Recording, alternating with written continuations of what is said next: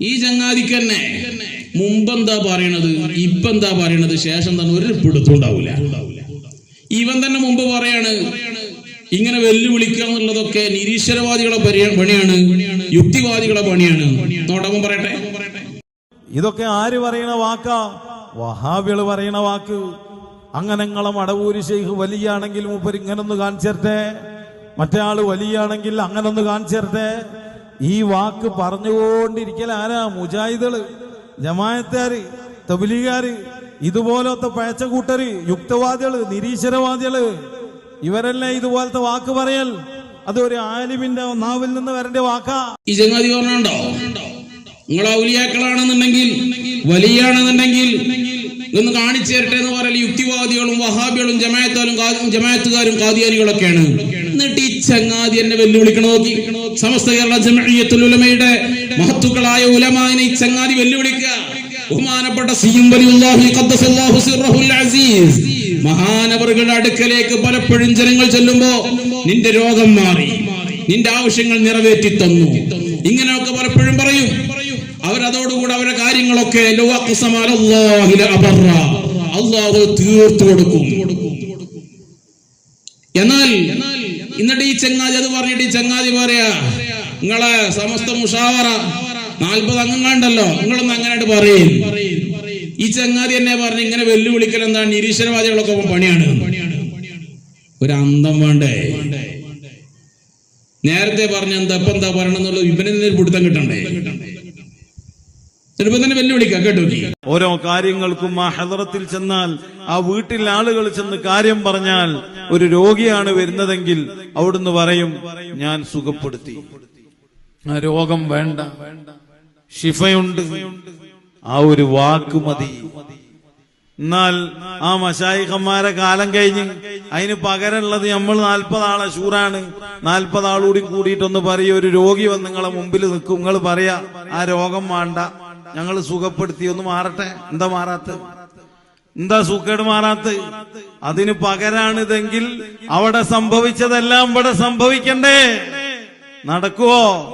അന്റെ മുന്നിലേക്ക് രോഗിനെ അങ്ങോട്ട് കൊണ്ടുവരും, എന്നിട്ട് ചെന്ന് പറയും അന്റെ രോഗം വേണ്ട, ഞാൻ സുഖപ്പെടുത്തി തന്നു, എന്നിട്ട് ആ രോഗം ഒന്ന് മാറട്ടെ, കാണട്ടടോ, കയ്യനക്കൊന്ന് അന്റെ മുന്നിലേക്ക് കൊണ്ടുവരും ഒരു രോഗിയെ, എന്നിട്ട് ഇനി ഒന്ന് പറയും ആ രോഗം വേണ്ട, ഞാൻ സുഖപ്പെടുത്തി തന്നിരിക്കുന്നു, ആ രോഗിന്റെ രോഗം മാറണം, ഞങ്ങളൊന്ന് കാണട്ടെ.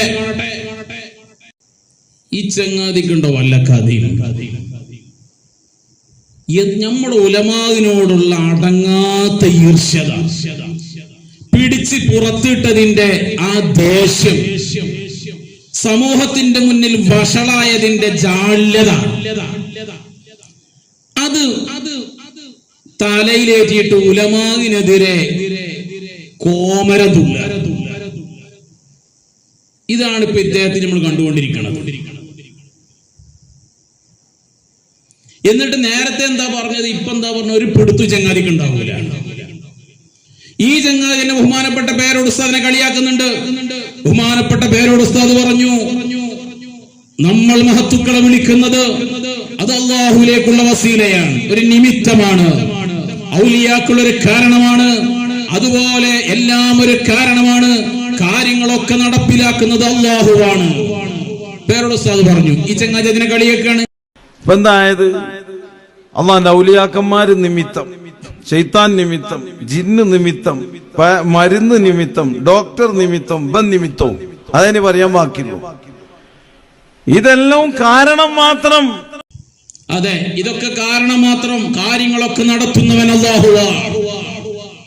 ജീവിച്ചിരിക്കുന്നവരോ മരണപ്പെട്ടവരോ ആയ അല്ലാഹുവിന്റെ ഔലിയാക്കളുടെ മുന്നിൽ നമ്മൾ ചെല്ലുമ്പോൾ ആ ചെല്ലുന്ന ഔലിയാക്കൾ നമുക്കൊരു കാരണക്കാരാണ്, അല്ലാഹുവിൽ നിന്ന് നമുക്ക് സഹായം ലഭിക്കാൻ.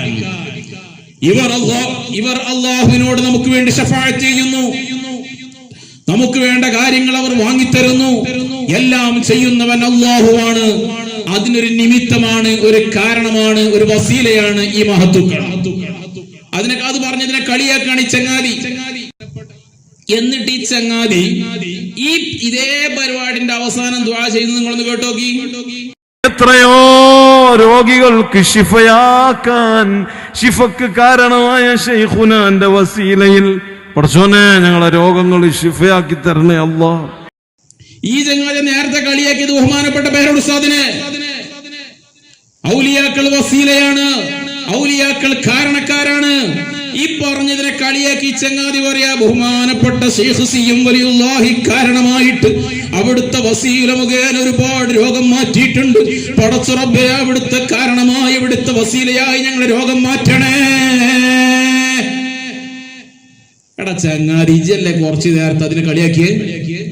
എന്നിട്ട് ദ്വാരന്നപ്പോ അത് കാരണമാണ് വസീലനാരാണ് ദ്വാരക്കും ചെയ്യാ. ഈ ചങ്ങാതിനൊക്കെ വേറെ എവിടെയെങ്കിലും കൊണ്ട് തളച്ചിടണം.